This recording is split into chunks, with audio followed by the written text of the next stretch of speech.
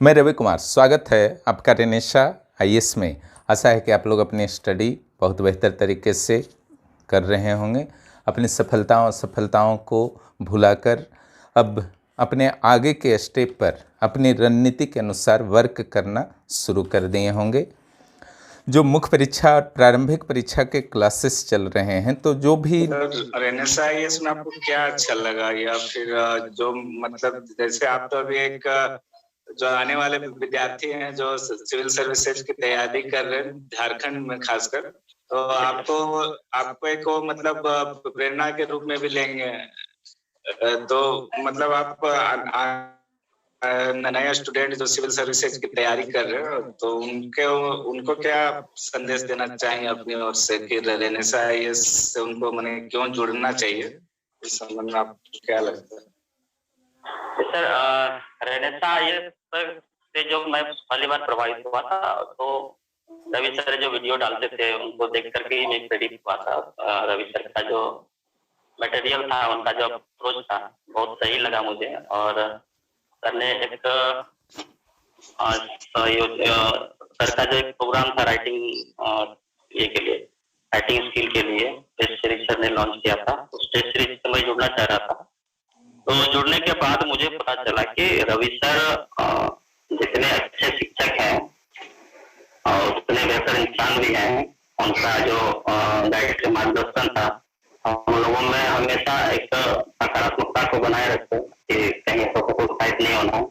और सर में Renaissance IAS में और सर में यही चीज लगी कि आज के डेट में जितने कोचिंग संस्थान है, सभी का जो ये है ना सर, जो अप्रोच है वो एक कमर्शियलाइज हो गया है एक तरह से। तो मुझे लगता है कि रेनेसा आईएएस मतलब शिक्षा के प्रति जो उनका नजरिया है, शिक्षा को प्रसारित करने का जो नजरिया है, बहुत ही ईमानदारी पूर्वक उन्होंने किया। और सर का जो मेहनत है वो बहुत ही मतलब क्या कहें कि एक अभ्यर्थी का जो मेहनत होता है उनसे डबल मेहनत वो करते थे। और उन्होंने जो नोट्स प्रोवाइड किया तो उससे बहुत ज्यादा मुझे लाभ हुआ। और उनका जो प्रेजेंटेशन का जो तरीका उन्होंने बताया आंसर राइटिंग में, किस तरह से एक एग्जामिनर का आपको सेंटर ऑफ अट्रैक्शन हो सकते हैं कि आपके आंसर को पढ़े, उन तकनीकों को उन्होंने बताया। मैप्स के थ्रू कैसे आप किसी चीज को दिखा सकते हैं, पाई चार्ट या फ्लो चार्ट या डायग्राम के माध्यम से, उन सब चीजों का सर ने बहुत बखूबी हम लोगों को समझाया। और साथ ही साथ सर इनका जो नोट्स हमको उपलब्ध हुआ, तो 2-3 क्वेश्चन तो ऐसा था कि बायोलॉजी का खासकर मैं विटामिन छोड़ दिया था सर, मैं नहीं पढ़ा था विटामिन। और सर का नोट काफी समय मैंने देखा, और अगर विटामिन पढ़ के नहीं गया होता तो एक क्वेश्चन मेरा बायोलॉजी का छूट जाता था। तो बहुत आभारी हूँ रेनेसा आईएएस का। नए स्टूडेंट्स जुड़ रहे हैं, नए मेंबर्स जुड़ रहे हैं या भविष्य में जुड़ने वाले हैं रेनेसा आईएएस से, तो उनको कुछ कन्फ्यूजन है। तो उन्हीं कन्फ्यूजन पर स्पेशली मैं यह वीडियो बना रहा हूं, और जो भविष्य में जुड़ने वाले हैं मेंबर्स उनके लिए भी हैं, ताकि जब भविष्य में वो जुड़ें तो उन्हें किसी तरीके से कन्फ्यूजन ना हो, है ना। वहाँ क्योंकि फुल स्पीड में तैयारी शुरू हो चुकी है प्रारंभिक और मुख्य परीक्षा की, ताकि आप किसी से पीछे न रहें। और जो रेनेसा आईएएस की टॉपर हैं, आशा साहू, सुमित मिश्रा, प्रियंका जी, है ना, और सौरभ वर्मा, कैलाश जी, प्रदीप कुमार, है ना, तो इन लोगों ने आपके लिए एक टारगेट सेट किया है, ठीक है। आशा जी ने जैसे 10वां रैंक इन्होंने लाया है, तो आपके लिए टारगेट अब सेट कर दिया है कि इस बार आप लोग भी आकर के दिखाइए 1 से 9, और आप लोग पूरी तरह से सक्षम हैं। इस लक्ष्य को आप लोग इस बार जरूर पूर्ति करेंगे, इसलिए मेहनत में आपको आगे रहना ही होगा। आप नोटिफिकेशन का इंतज़ार नहीं कर सकते हैं, वो आपका काम नहीं है, उस सरकार और जेपीएससी का काम है, छोड़ दीजिए, है ना। जो भी होगा काफ़ी अच्छा होगा, उस स्तर पर सीट अच्छे खासे आएंगे। बस अपना एक सीट रिजर्व करने के लिए आज से मेहनत कीजिए। तो आज इन्हीं मुद्दों पर चर्चा करेंगे कि वहाँ पर किस तरीके से क्लासेस होते हैं, और सारे जो भी आज कन्फ्यूजन है दूर हो जाएंगे। उसके बाद भी कुछ कन्फ्यूजन रहता है तो आप लोग से बात होती ही रहती है ना, ऑडियो क्लास के दौरान या आपका मैसेज बॉक्स में, ठीक है। वहाँ से आप दूर कर सकते हैं, लेकिन अपनी ओर से आज कोशिश कर रहा हूँ कि किसी तरह की कोई भी कन्फ्यूजन हमारे मेंबर्स को न रहे। देखिए यहाँ पर फिलहाल जो है प्रारंभिक और मुख्य परीक्षा 11वीं जेपीएससी के लिए दोनों प्रोग्राम्स चल रहे हैं। इंटरव्यू का बैच तो क्रिएट है ही, उससे बाद में 11वीं जेपीएससी के इंटरव्यू के रूप में चेंज कर दिया जाएगा। और यहाँ तक कि ऑफिसर्स का भी एक ग्रुप मैंने बना दिया है। जो भी रेनेसा IAS से भविष्य में PCS, IAS, IPS वगैरह बनेंगे, सारे लोग उस ग्रुप में रहेंगे, है ना। तो यानी कि आपको 3 ग्रुप्स को क्रॉस करते हुए उस ग्रुप्स तक पहुंचने का लक्ष्य रखना है, जो रेनेसा IAS के ऑफिसर्स का ग्रुप है। अब यहाँ पर देखिए, जो चर्चा मैं कर रहा था कि प्रारंभिक परीक्षा और मुख्य परीक्षा के जो क्लासेस चल रहे हैं, तो पहले प्रारंभिक परीक्षा पर चर्चा कर लेता हूँ। प्रारंभिक परीक्षा के दोनों पेपर्स वहाँ पर उपलब्ध हैं, है ना। कोई भी बुक्स पढ़ने की ज़रूरत नहीं है। नोट्स को इधर जो 1-1.5 साल के अनुसार जो चेंजिंग्स आने चाहिए, उसके अनुसार अपडेट्स का कार्य चल रहा है ना। वहाँ की जो खासियत है क्लासेस की, कोई भी फॉर्मेलिटीज नहीं वहाँ पर अपनाई जाती है, जिससे हमारे मेंबर्स का समय किल हो, है ना। यहाँ पर चूँकि फ़िलहाल अभी ऑनलाइन सिर्फ क्लासेस है, भविष्य में ऑफलाइन भी खुलेंगे, लेकिन वहाँ पर भी इसी तरीके से कुछ अलग तरीक़ा से ही क्लास होगा। ट्रेडिशनल वे में यहाँ कुछ नहीं होगा। केवल हमारा और आपका एक ही लक्ष्य होना चाहिए, अंतिम रूप से सफलता, और कम समय में ज़्यादा से ज़्यादा उपलब्धि, टू द पॉइंट स्टडी, है ना। तो यहाँ पर जो अपनाया गया है पेपर 1 और पेपर 2 के लिए, बुक्स पढ़ना हेडेक का काम है ना, क्योंकि एक बुक्स कभी भी कंप्लीट नहीं होता, भले ही कितना भी अच्छा बुक्स क्यों ना हो। दूसरा जो प्रॉब्लम होता है बुक में अनावश्यक चीज़ों को भी लिखना कुछ मजबूरी हो जाता है लेखक के लिए, और स्टूडेंट समझ नहीं पाते हैं क्या छोड़ा जाए क्या पढ़ा जाए। उन सारे समस्याओं से बचने के लिए ही मैंने सीधे नोट्स, वीडियो वगैरह प्रदान कर दिया है प्रारंभिक परीक्षा में। यानी कि उतना ही पढ़ना है, और जो और भी पढ़ना है वो मैं और दे दूंगा, है ना। उतना से काम आपका चल जाएगा। तो पेपर 1 जो बहुत ही वास्ट सिलेबस है, और यहाँ पर कंप्लीट स्टडी कराई जा रही है। भले ही क्यों नहीं एक क्वेश्चन आए कहीं से, उस 2 मार्क्स को भी मैं काफ़ी सीरियसली लेता हूँ, है ना। तो हर जगह का, हर टॉपिक का आपको नोट्स है, और सिर्फ नोट्स ही नहीं दिया जाता है, याद भी करवाया जाता है ना। क्योंकि नोट्स केवल ले करके रख लेने से कुछ नहीं होता है, माइंड में रखना होगा उसको, है ना। उसमें भी पूरा हेल्प हमारा रहता है, ताकि आपको पूरा का पूरा नोट्स जो है याद हो जाए। प्रैक्टिस कराया जाता है। टेस्ट सीरीज टाइप का कंसेप्ट तो हमारे पास नहीं अभी हो पाया है, क्योंकि उसमें अच्छा खासा समय देना पड़ेगा बेहतर टेस्ट सीरीज के लिए।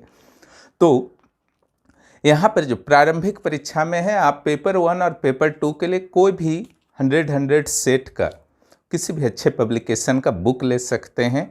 इसलिए ले सकते हैं ताकि आप जो पढ़ रहे हैं उसको चेक कर सकें, प्रीवियस ईयर के क्वेश्चंस को बना सकते हैं, जो आप पढ़ रहे हैं वो चेक कर सकें कि क्या बन रहा है हमसे। जेपीएससी ही नहीं, पेपर 1 हमारा पढ़ लीजिए, जेपीएससी ने बीपीएससी के प्रश्न भी बना करके देखिए, वहाँ भी बनेंगे, है ना। स्टेट लेवल का कोई भी आप बना सकते हैं।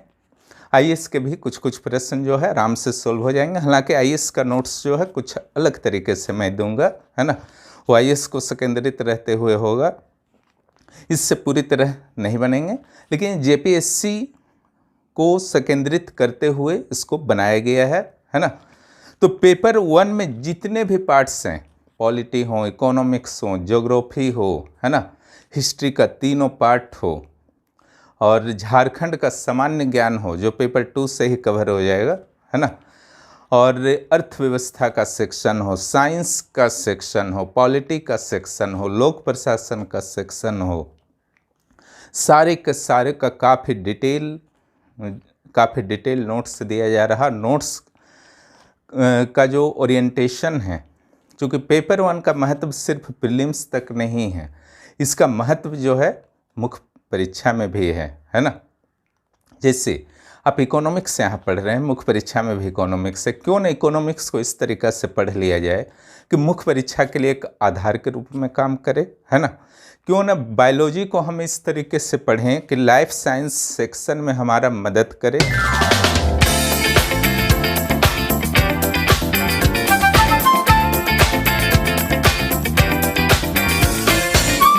क्यों ना लोक प्रशासन को इस तरीके से हम लोग स्टडी करें जो मुख्य परीक्षा का आधार बने।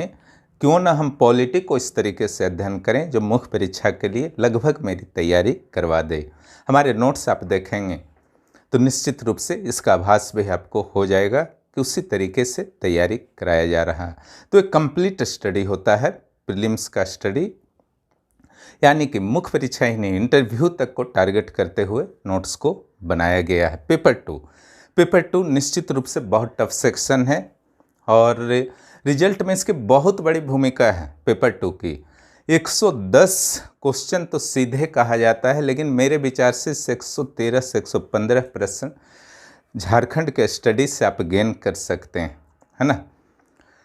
बहुत बेहतर तरीके से नोट्स दिया गया है। कुछ नोट्स अपडेट करने हैं, कुछ नोट्स बचे हुए हैं, वह दिया जा रहा है ना। और यहाँ पर भी पूरी तरह से याद कराया जाएगा। पेपर 1 अभी स्टार्ट है, पेपर 2 शुरू होने वाला है नेक्स्ट वीक से, इस वीक से नहीं 2 वीक के बाद से आपका शुरू होने वाला है। CNT SPT को मैंने पूरी तरह से वहाँ पर क्लियर कर दिया है, नोट्स भी दे दिया है ना।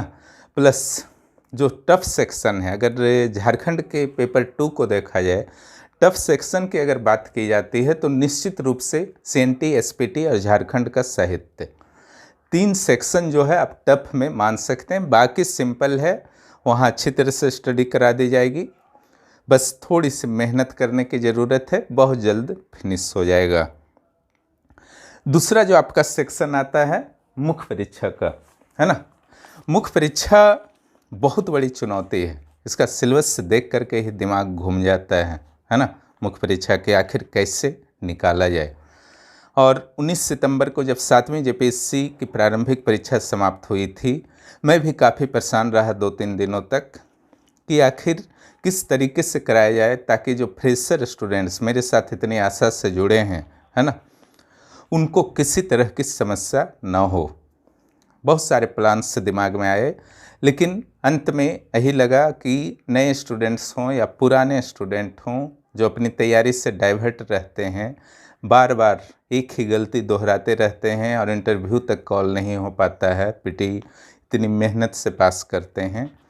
हमको लगा कि सबसे ज़्यादा जो ज़रूरी है इनको बुक से दूर करना और ऐसा मटेरियल देना जिस मटेरियल को पढ़ने के बाद अगर उसको उस मटेरियल पर अगर हल्का सा डिस्कस कर दिया जाए, है ना। देखिए, जो हमारा कंसेप्ट है कि बहुत सारे राइटर्स होते हैं मॉडर्न हिस्ट्री के, ज्योग्राफी के, पॉलिटी के, इकोनॉमिक्स के, लेकिन वास्तव में जो उसमें लिखा हुआ होता है, कोई भी सिद्धांत हो, कोई भी घटना हो, है ना, कोई भी टॉपिक का कुछ भी इम्पोर्टेंट सेक्शन हो, वो मुश्किल से 1-2 पेज का होता है। बाकी जो आप मोटा मोटा देखते हैं वो निश्चित रूप से लेखक के विचार होते हैं, राइटर्स के विचार होते हैं। तो मैंने यही सोचा क्यों ना थॉट्स को ही डेवलप कर दिया जाए स्टूडेंट में, है ना। तो हमारा जो क्लास का पर्पस होता है, नोट्स देने के बाद जो मैं क्लास लेता हूँ एक नोट्स से रिलेटेड, पर्पस हमारा यही समझाना होता है कि उस नोट्स से आप किस तरीके से अपने थॉट्स को, अपने विचारों को डेवलप कर सकते हैं, किस तरीके से उससे आंसर लिखना है ना। वहाँ से क्या होता है कि एक कैंडिडेट को उस नोट्स के दायरे में बंध गए, किसी को बार बार रिवीजन करना है, और क्लास के दौरान मैं पूरी तरह से उनके विचार को डेवलप कराने का प्रयास करता हूँ कि उस नोट्स से छोटे प्रश्न, बड़े प्रश्न, उस नोट से और भी बहुत सारे नए नए सेंटेंस, नए नए विचार, है ना, आलोचना, मूल्यांकन, परीक्षण इत्यादि करने में स्टूडेंट जो हैं पूरी तरह से सक्षम हो जाएं, है ना।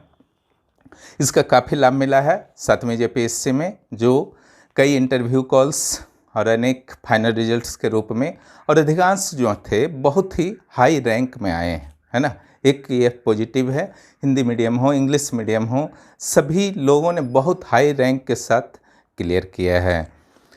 तो यहाँ पर जो है अभी खोटा या कोई भी साहित्य पेपर की व्यवस्था फिलहाल नहीं है, और भविष्य में मैं प्रयास करूंगा कि खोटा का व्यवस्था किसी तरीके से आप लोगों को करवा दूं। लेकिन 11वीं जेपीएससी में हो पाएगा या नहीं, इसका बोलना मेरे लिए संभव नहीं है। लेकिन 4 जीएस पेपर जो बचे है ना, इसकी पूरी व्यवस्था है, अच्छी तरह से व्यवस्था है, हर लेवल पर व्यवस्था है।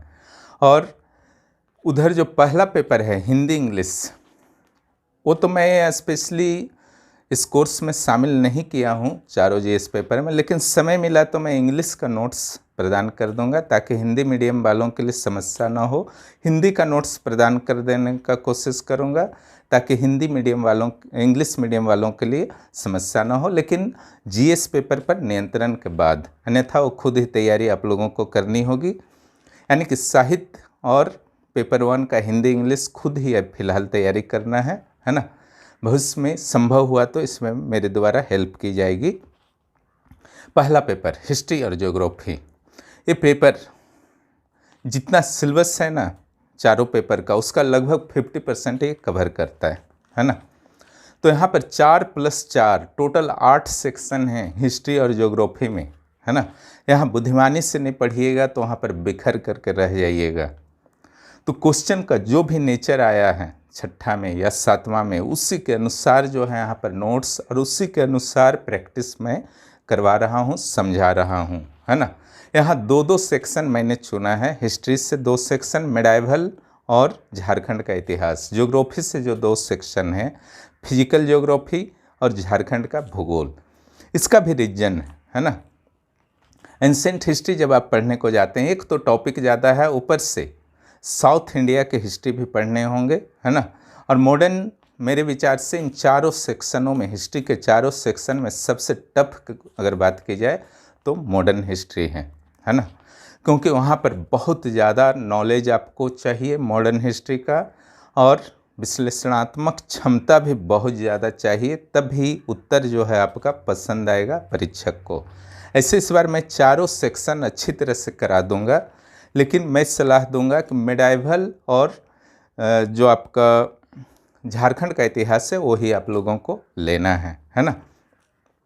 जहाँ तक ज्योग्राफी का बात है, यहाँ भी 4 सेक्शन है, तो इंडियन ज्योग्राफी को मैं लेने की सलाह नहीं देता हूँ। आपको यहाँ फिजिकल ज्योग्राफी और झारखंड का भूगोल लेना है, क्योंकि फिजिकल ज्योग्राफी एक बार फिनिश कर लिए, मैं उसको अच्छी तरह से समझा देता हूँ। अगर उसको आप समझ गए, फिनिश कर लिए, है ना, तो मुश्किल से 3 से 4 दिन लगता है एक कंप्लीट रिवीजन में। बीच बीच में भी कभी भी 1-2 दिन रिवीजन करके फिनिश कर सकते हैं। झारखंड का भूगोल में भी बहुत ज़्यादा टॉपिक नहीं है। अब रहा बात जो 8 सेक्शन में, तो आपको 4 सेक्शन का एक टॉपिक करना है, लेकिन बाकी 4 सेक्शन की बात जब होती है तो निश्चित रूप से आपको कुछ वहाँ से भी करके जाना है। क्या करके जाना है, वो पिछली बार भी मैंने लिस्ट दिया था, उसका लाभ भी हुआ था स्टूडेंट्स को, इस बार भी मैं लिस्ट दे दूंगा। इस बार जो मैंने एक नया चीज़ जोड़ा है, हाउस वाइफ्स बहुत सारी हैं और सर्विस में से जुड़े हुए लोग भी बहुत सारे हैं, उनको कई तरह की समस्याएं आती हैं मुख्य परीक्षा के तय। पीटी में तो कोई चारा नहीं है, सारा ही करना होगा, वहाँ कोई भी मजबूरी काम नहीं देगा, लेकिन यहाँ पर संभावना कुछ बनता है। यहाँ जो मैंने इस बार किया है कि पिछली बार जो मैंने लास्ट में टारगेट टॉपिक्स दिया था, इस बार सर्विस वालों के लिए स्पेशली शुरू में ही टारगेट टॉपिक्स के अनुसार उनकी तैयारी करा रहा हूँ, है ना। यानी कि मेडाइवल हिस्ट्री में अगर 25-30 आपके कुल टॉपिक हैं, तो उनको 14-15 ही फर्स्ट राउंड में कराया जाएगा। फिर वो सीधे जो है झारखंड के इतिहास में प्रवेश कर सकते हैं, उसके बाद फिजिकल ज्योग्राफी में आराम से प्रवेश कर सकते हैं। उससे क्या होगा कि फास्ट तरीके से उनका फिनिश, नोट्स भी उतना ही उतारना है, 15 टॉपिक का ही, उसको याद करना है, क्लासेस लेना है, टेस्ट देना है, तो वहाँ से आप जो है सीधे लास्ट तक, साइंस तक, इस तरीके से टारगेट टॉपिक को एक राउंड फिनिश कर लेंगे तो कॉन्फिडेंस से भर उठेंगे, और जो टारगेट टॉपिक है उससे आने की संभावना बहुत ज़्यादा रहेगी। उसके बाद सेकेंड राउंड में जो शेष बचे हुए टॉपिक्स हैं उनको फिनिश कराने का प्रयास करूंगा। पॉलिटी और पब्लिक एडमिनिस्ट्रेशन, पॉलिटी के कुछ टॉपिक्स समय की कमी के कारण पिछली बार मैं नहीं करा पाया था, बाकी टॉपिक्स का तो नोट्स दे दिया हूँ। तो पॉलिटी का अपडेटेड टॉपिक्स जो है आपको मिल जाएगा, जो टॉपिक्स बचे हुए थे। अब बाकी जो सेक्शन है उसमें क्या क्या अपडेट्स होना चाहिए वो अपडेट्स अलग से मिल जाएगा। पब्लिक एडमिनिस्ट्रेशन का कुछ टॉपिक्स बचा हुआ है, उसका भी नोट्स इस बार मिल जाएगा। इकोनॉमिक्स को पूरी तरह से मैं अपडेट कर रहा हूँ क्योंकि यहाँ पर डाटा का बात है, यानी कि पिछले 1-1.5 साल में कई चेंजेस आए हैं, कई योजनाएं बनी हैं, सबको शामिल करते हुए इकोनॉमिक्स का चारों सेक्शन को पूरी तरह से अपडेट कर दिया जाएगा। और इकोनॉमिक्स का कोई भी बुक, झारखंड इकोनॉमिक्स का कोई भी बुक जो है पूरे इंडिया में उपलब्ध नहीं है ना। चारों पार्ट कुछ अलग टाइप का इन्होंने बनाया है सिलेबस, है ना। मेहनत तो यहाँ पर बहुत करना होगा, उसी मेहनत को मैंने बचाने का प्रयास किया है कि अनावश्यक रूप से अपने ऊर्जा को नष्ट और समय को नष्ट नहीं कीजिए, ऊर्जा समय को, बल्कि जो जहाँ पर आपका ऊर्जा और समय लगना चाहिए, जितना देर आप कलेक्शन करेंगे उतना देर में हमारे 2-3 टॉपिक को याद करके प्रैक्टिस कर जाएंगे, ठीक है। तो इसलिए इकोनॉमिक्स का ज़बरदस्त व्यवस्था मैंने कर दिया है। साइंस एंड टेक्नोलॉजी का ज़बरदस्त व्यवस्था है 5 पार्ट का, इकोनॉमिक्स का 4 पार्ट का। कुछ टॉपिक जो हड़बड़ी में छोड़ना पड़ा था, पिछली बार समय कम थे, तो वो सारे मिल जाएंगे इस बार, ठीक है। और जो आपका टेस्ट का सिस्टम है, तो प्रीलिम्स में 4 दिन जो है क्लासेस होते हैं, सोमवार से बृहस्पतिवार रात 8 बजे। रात को इसलिए रखा गया है क्योंकि बहुत सारे सर्विस वाले भी हैं, उनको रात को इजी होता है, उसका रिकॉर्डिंग भी कर दिया जाता है। टेस्ट जो होता है सैटरडे को वीकली टेस्ट होता है। और CGL का जो पेपर 3 का बैच है वहाँ पर भी 4 दिन क्लास होता है, सोम से बृहस्पतिवार तक, और सैटरडे को टेस्ट होता है। और मुख्य परीक्षा का जो आपका है 4 दिन जो है सोम से बृहस्पतिवार तक एक क्वेश्चन दिया जाता है, और सैटरडे को जो है टेस्ट होता है, वीकली टेस्ट जो 100 मार्क्स का होता है, जिसमें 10 ऑब्जेक्टिव और 2 सब्जेक्टिव होते हैं। और जो बाकी 4 दिन में जो क्वेश्चन दिया जाता है उसमें कंप्लीट आंसर भी लिखना है, प्लस आपको वहाँ स्ट्रक्चर भी, सिनॉप्सिस भी लिखा दिया जाता है ना। तो सिनॉप्सिस लिखा देने से क्या होता है, बीच बीच में आप सर्विस में हैं, ऑफिस में बैठे हुए हैं या कोई और काम करते हैं, तो वहाँ पर कभी भी अवसर मिला तो एक बार 10 मिनट रिवीजन किए, वो टॉपिक ख़त्म हो गया। जो सबसे बड़ा फ़ायदा होगा मेंस से पहले, है ना। कैलाश महतो जी से बात हो रही थी, जो DSP बने हैं 41वें रैंक के साथ। उन्होंने कहा इस तरीके से मैंने सर सिनॉप्सिस बनाया था कि मुझे पता था कि 2 राउंड जो है एग्ज़ाम होने वाला है, सुबह और शाम, है ना। बीच में 1 घंटा का समय मिलने वाला है, तो 1 घंटा में मैं ज़्यादा से ज़्यादा रिवीजन कर सकूं। 40 मिनट एवरेजली अगर मिलता है तो 40 मिनट में मैं बहुत स्पीडली रिवीजन कर सकूं, इसीलिए मैंने उसी को ध्यान में रखते हुए सिनॉप्सिस को बनाया था, ठीक है। उसका काफ़ी लाभ हुआ, मैं रिवीजन भी कर पाया, ठीक है। इस तरीके से आपको कुल 5 टेस्ट मिलते हैं सप्ताह भर में, है ना। यहाँ पर जो क्लास का तरीका है, जो भी नोट्स हमारे द्वारा दिया जाता है वह उतारना अनिवार्य है आपके लिए, है ना, क्योंकि सिविल सेवा जो है राइटिंग प्रैक्टिस का ही खेल है। और क्लास जो यहाँ पर होता है फ्राइडे, सैटरडे और संडे को मुख्य परीक्षा में, फ्राइडे, सैटरडे और संडे को 3 दिन, 1 दिन और बढ़ेगा। यह उतारने को क्यों कहा जाता है नोट्स, तो देखिए राइटिंग प्रैक्टिस का बहुत इम्पोर्टेंट रोल है ना। उससे पहले हम लोग समझ लेते हैं कि ऑडियो क्लासेस मैं क्यों लेता हूँ, ठीक है। ऑडियो लाइव, तो वीडियो लाइव क्लासेस की जो कमियां हैं मैंने देखी हैं, है ना, क्योंकि टीचर जो हैं वीडियो लाइव क्लासेस ले रहे हैं, स्टूडेंट मैसेज कर रहे हैं, कोई देखने वाला नहीं है कौन गलत बोल रहा है सही बोल रहा है ना। और एक दूसरे से इंटरेक्शन भी अच्छी तरह से नहीं हो पाता, क्योंकि 1 घंटे आधे घंटे के क्लास में पॉसिबल ही नहीं है कि सम्मुख बात। और ये तो बात करने का चीज़ है नहीं, यहाँ पर परफॉर्मेंस करना है। हर क्लास के बाद जो है आपको कुछ सीखना है, ठीक है। ऑडियो क्लासेस से लाभ हुआ कि फॉर्मेलिटीज जो है पूरी तरह से ख़त्म हो गई, है ना।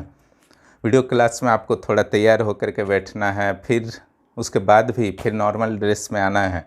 इट मीन्स आपको डेली जो है 1 घंटा चला जाएगा, महीना में जो है आपका 15 से 30 घंटा चला जाएगा क्लास के ड्यूरेशन के अनुसार, ठीक है। इससे आप बच जाते हैं। और जहाँ तक वीडियो की बात है तो वीडियो का रिकॉर्डेड वीडियो का जितने भी टफ टॉपिक्स हैं उसका तो मैं प्रदान कर ही देता हूँ। ऑडियो क्लासेस के दौरान यहाँ पर सभी को पार्टिसिपेशन का पूरा मौका मिलता है ना। और राइटिंग प्रैक्टिस का एक अंग जो है लिखना, तो वहाँ पर मैं कोई भी टॉपिक जो प्री शेड्यूल रहता है, संडे को शेड्यूल दे दिया जाता है, उस टॉपिक को आपको ऑलरेडी याद करके आना है ना। याद करके आप अटेंड किए, वहाँ पर मैं सैकड़ों प्रश्न उस टॉपिक से पूछता हूँ, छोटे बड़े हर टाइप के प्रश्न आपको टाइप करके लिखना है। बीच बीच में आवश्यकता पड़ने पर मैप बनवाना है, मैप बनवा के इमेज डलवा लेता हूँ। कहीं पर कुछ भूमिका केवल लिखवाना है, कहीं निष्कर्ष लिखवाना है, मेन बॉडी पार्ट का कुछ पॉइंट्स लिखाना है, ऐसे ही कुछ पॉइंट्स लिखाना है। वो भी लिखवाना मेरे लिए संभव होता है, फटाफट एट ए टाइम चेक हो जाता है ना। उसके अलावा किसी मुद्दा पर चर्चा करना है। ऐसा नहीं कि सिर्फ मैं क्लास ले रहा हूँ तो मैं ही बोल रहा हूँ, उनको भी बोलने का मौका मिलता है। जो भी स्टूडेंट बोलना चाहते हैं माइक ऑन करके अपने विचारों को रख सकते हैं। इट मीन्स कि सारे का पार्टिसिपेशन जो है 100% रहता है। और आफ्टर क्लास निश्चित रूप से वह टॉपिक जिस पर चर्चा हुई, जिस पर क्लास हुआ, वो पूरी तरह से कंप्लीट हो चुका रहता है। ये आपका गेन रहता है, ठीक है। लाइव वीडियो क्लास में एक पक्षीय होता है पूरी तरह से, और ये बायलैटरल होता है। लाइव वीडियो क्लास मेरे विचार से यूनिलैटरल होता है। जूम की व्यवस्था पूरी तरह से मेरे पास है ना। प्रीमियम जूम है। आवश्यकता पड़ने पर भविष्य में जब भी ज़रूरत होगा निश्चित रूप से जूम पर भी हम लोग मिलेंगे, लेकिन लक्ष्य हमारा ही है, ठीक है। सिंपल सा है, सफलता की प्राप्ति। फॉर्मेलिटीज की यहाँ ज़रूरत नहीं है, आपको कैसे लाभ हो रहा वह इम्पोर्टेंट है। Live classes, live video classes के दौरान जो है आपको मैप बना के दिखाया जाएगा, स्ट्रक्चर बना के दिखाया ही ना कराया जाएगा, वो सब तो मैं ऑलरेडी दे चुका हूँ, है ना, नोट्स में। ज़रूरत पड़ने पर आपसे बनवाता हूँ, है ना। हमारे द्वारा बनाया जाएगा तो वो आपको बहुत ज़्यादा फ्रूटफुल नहीं होगा। आप बना के जब डालते हैं वो आपके लिए ज़्यादा फायदेमंद होगा। और सबसे बड़ी चीज़ जो यहाँ पर है कि यह बहुत ही फास्ट होता है ना, बहुत फास्ट होता है। इतना फास्ट गति से आपके टॉपिक्स खत्म होते जाते हैं कि आपको खुद ने विश्वास होता है कि 1 महीना में मैंने इतना कुछ सीख लिया। क्लियर। और समय की बचत तो आपकी होती ही है, उस पर चर्चा मैं कर ही चुका हूँ। राइटिंग प्रैक्टिस जान है सिविल सेवा का, लेकिन गलतफहमी में बहुत लोग रह जाते हैं। राइटिंग प्रैक्टिस का अर्थ है उत्तर लिखना। उत्तर कैसे लिखिएगा? याद कीजिएगा तब न लिखिएगा। देख करके उत्तर लिखिएगा तो होने वाला है, उसको राइटिंग प्रैक्टिस बोलते हैं, उसको नहीं बोलते हैं। इसके कई फेजेस मैंने बनाए हैं, है ना। जब एक टॉपिक को माना जा सकता है कि आपका कंप्लीट हो चुका है। पहला, नोट्स को उतारना, है ना। दूसरा, उसको याद करना, फिर प्रैक्टिस करना, फिर सिनॉप्सिस बनाना, उसके बाद आंसर लिखना 5वां चरण है। ये आपका हुआ राइटिंग प्रैक्टिस का अंग, है ना। यहाँ पर ये बताऊंगा कि उतारना क्यों ज़रूरी है नोट्स को, उसको थोड़ी देर बाद। लेकिन राइटिंग प्रैक्टिस का जो पहला फेज है वह है नोट्स उतारना, याद करना, प्रैक्टिस करना, सिनॉप्सिस बनाना, भविष्य को ध्यान में रखते हुए। दूसरा फेज जो है ऑडियो लाइव क्लासेस, उसके दौरान जो आप मैसेज लिखते हैं वो भी राइटिंग प्रैक्टिस का हिस्सा है। जो एट ए टाइम मैं मैप बनाने को देता हूँ, है ना, पॉइंट्स लिखने को देता हूँ, डिस्कशन करता हूँ, आपको बोलने को देता हूँ, सारे के सारे जो हैं राइटिंग प्रैक्टिस का ही हिस्सा है। नेक्स्ट जो है आपका आंसर राइटिंग। इतना करेंगे उसके बाद आंसर राइटिंग प्रैक्टिस जो है आप करेंगे तो आराम से आप लिखेंगे और बहुत बेहतर आंसर लिखेंगे, ठीक है। इसलिए ध्यान में रखते हुए आंसर राइटिंग ग्रुप में जो है मैंने लिमिटेड सीट रखा है ना। यहाँ पर ऐसा नहीं है कि अब तो समाप्त ही हो गया है सीट, वहाँ पर एडमिशन नहीं हो रहा है। जो एडमिशन वहाँ पर जुड़ भी रहे हैं लोग इनएक्टिव मोड में जुड़ रहे हैं, यानी कि मैं इतना सुविधा दे रहा हूँ कि अगर कोई छोड़ते हैं तो उसकी जगह सेट कर सकता हूँ। आंसर राइटिंग ग्रुप आपके प्यार और विश्वास का प्रतीक है, जिसके कारण वह पूरी तरह से पैक हो चुका है। लेकिन फिर भी जो नए लोग जुड़ रहे हैं उनको नोट्स, क्लास, ऑडियो लेक्चर सारा मिल जाएगा। लाइव लेक्चर उसका रिकॉर्डिंग भी कर दिया जाता है, by the way at A time नहीं सुन पाए।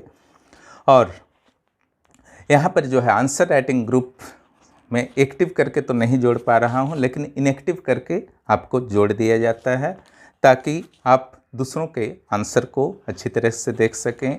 पिछले वर्ष के 7वें जेपीएससी के टॉपर्स के कॉपीज भी वहाँ पड़े हुए हैं, उनके कॉपीज को देख सकें।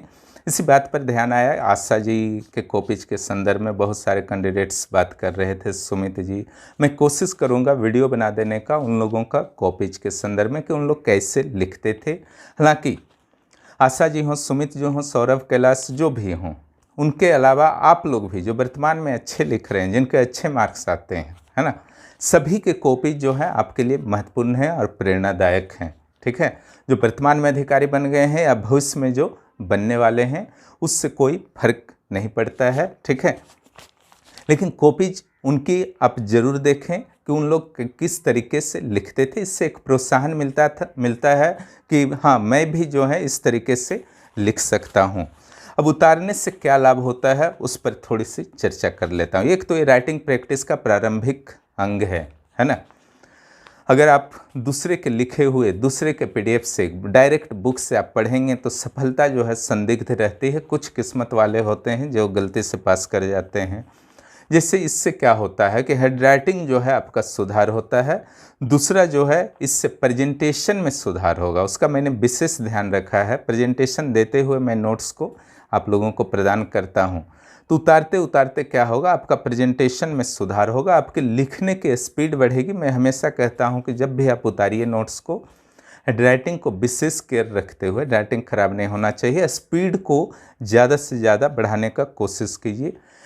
लाइन अरेंजमेंट बेहतर होगा, किस तरीके से लाइन लिखा जाता है, कहाँ पर स्पेसिंग करना है, मैप को किस तरीके से आसपास में स्पेसेस रखते हुए बनाना है, कहाँ पर पैराग्राफ चेंज करना है, ये सब लाइन अरेंजमेंट के अंग हैं, वो सब बेहतर आपके होते हैं। शब्द चयन बहुत इंपॉर्टेंट होता है ना।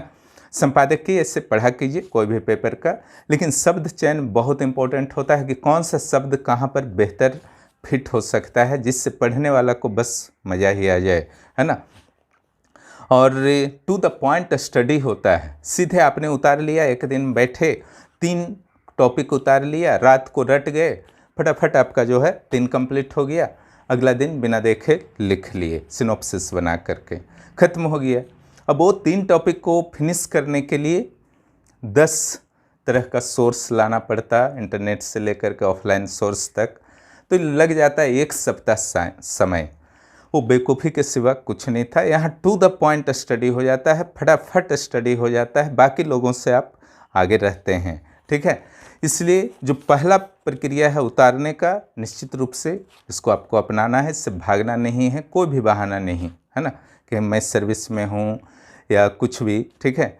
इंग्लिश मीडियम वाले भी बहुत लोग जुड़े हैं। अगर आपकी भाषा के संबंधी समस्या नहीं है, आप आराम से जुड़िए, आपको बहुत लाभ होगा।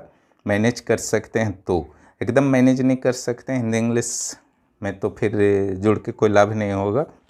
प्रारंभिक परीक्षा के तो लगभग पेपर 1, पेपर 2 के अधिकांश वीडियो उपलब्ध हैं, कुछ वीडियो मिसिंग हैं, मैं बना दूंगा। और मुख्य परीक्षा का पिछली बार वीडियो बनाने का वास्तव में समय नहीं मिल पाया था, स्ट्रेटजी का वो हमारा हिस्सा भी नहीं था। नोट्स को मैंने अच्छी तरह से फिनिश कराने का प्रयास किया ताकि कुछ रिजल्ट आ जाए जो भी मेहनत कर रहे हैं उनका। और इस बार जो है वीडियो आपको अच्छे खासे मिलेंगे। टफ टॉपिक्स और जिसमें विश्लेषण की ज़रूरत है उसके वीडियो को मैं प्राथमिकता दूंगा।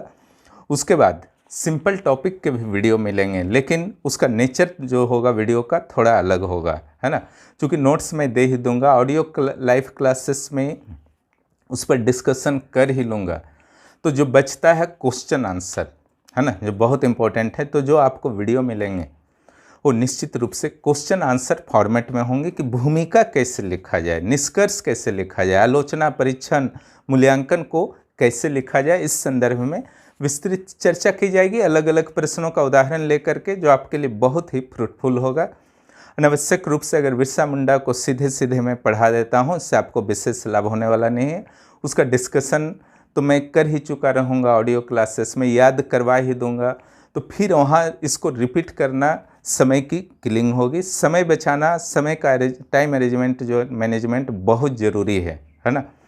उसकी जगह अगर बिरसा मुंडा से संबंधित अलग अलग प्रश्नों पर चर्चा कर लिया जाए तो निश्चित रूप से वो ज़्यादा जो है आपके लिए फ्रूटफुल होगा। जो भी वीडियो मैं बनाऊंगा उसमें से कुछ पब्लिक भी रहेंगे और सारे वीडियो जो हैं बाकी आपको एप्लीकेशन पर तो मिलेंगे ही, है ना। और इन्हीं मुद्दों पर बात करना था और कैसे आपको टेलीग्राम में यूज करना है। टेलीग्राम का जो नाम आपका रहता है टेलीग्राम ग्रुप का, है ना, तो उसको जैसे ही टच करते हैं तो मैसेज बॉक्स आपके समझ आता है। मैसेज बॉक्स के ऊपर जो है आपका एक मिलेगा आपका ग्रुप का नाम, उसको जब टच करते हैं तो अंदर आता है मीडिया, आता है फाइल, आता है लिंक, आता है म्यूजिक, आता है। मीडिया जो आपका होता है उसमें जितने भी फ़ोटो उस ग्रुप्स में डाले गए हैं वो फ़ोटोज आ जाएंगे, पिक्चर्स आ जाएंगे। और फाइल जो है जितने भी PDF वगैरह डाले गए हैं वो आ जाएंगे उसमें। और लिंक में जो भी वीडियो के लिंक एवं अन्य लिंक दिए गए हैं उस ग्रुप में वो आ जाएंगे। म्यूजिक में जो भी audio classes, live audio classes चलते हैं उससे रिलेटेड जितने भी आज तक क्लास हुए हैं, 7वें JPSC से लेकर के जो 11वें JPSC के क्लासेस शुरू हुए हैं, सारे के सारे आ जाएंगे, है ना।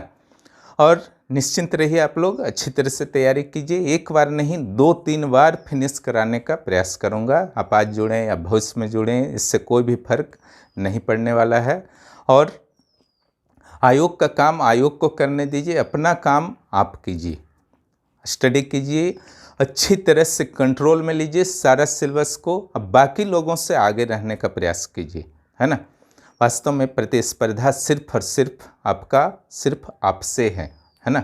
अगर आप सेटिस्फाइड होकर के रात को सोते हैं अपने बेड पर, है ना, कि आज जो मैंने है JPSC के लिए जो हमारा टारगेट है उसके लिए बेहतर वर्क किया है, इट मीन्स आपने बेहतर उस दिन किया है। अन्यथा अपने आप से अपनी गलती को नहीं छुपा सकते हैं, दूसरों को भले ही गलत से ही बोल सकते हैं, है ना। हर दिन आपको सेटिस्फाइड रात को रहना है, दिन भर कुछ ऐसा कीजिए। और जिस तरीके से पिछले बैच के मेंबर्स आप लोगों के लिए प्रेरणा बने हैं, आप लोग अगले बैच के मेंबर्स के लिए निश्चित रूप से प्रेरणा बनेंगे, मुझे पूरा भरोसा है। टेलीग्राम में कैसे देखना है, स्टडी मटेरियल कैसे देखना है, इस संदर्भ में भी मैं वीडियो दे दूंगा जो स्क्रीन रिकॉर्डर के माध्यम से किया जाएगा। जो भी इस चैनल पर नए हैं चैनल को सब्सक्राइब कीजिए और दोस्तों को भी बताइए। जो भी जुड़ना चाहते हैं 11वें JPSC के प्रीलिम्स बैच से या मुख्य परीक्षा के बैच से और CGL से, है ना, पेपर 3 ओनली वहाँ उपलब्ध है, तो मुझे 9661163344 पर मैसेज कर सकते हैं। जो भी शुल्क है मैं कोशिश कर रहा हूं कि शुल्क कम से कम आप लोगों के लिए रखा जाए और आप लोगों का सहयोग भी अपेक्षित है, क्योंकि सहयोग अगर आप लोग नहीं करेंगे, है ना, जो भी शुल्क मैं रख रहा हूं न्यूनतम अपनी ओर से रखने का प्रयास कर रहा हूं, तो फिर बहुत ज़्यादा शुल्क देना पड़ सकता है आपको बाकी संस्थानों में, ठीक है। यहाँ न्यूनतम शुल्क पर उच्चतम गुणवत्ता आपको मिल जाएगी और आपके मेहनत पर रिजल्ट है। अपनी ओर से मैं मेहनत में कोई भी कमी नहीं छोड़ता हूँ, ठीक है।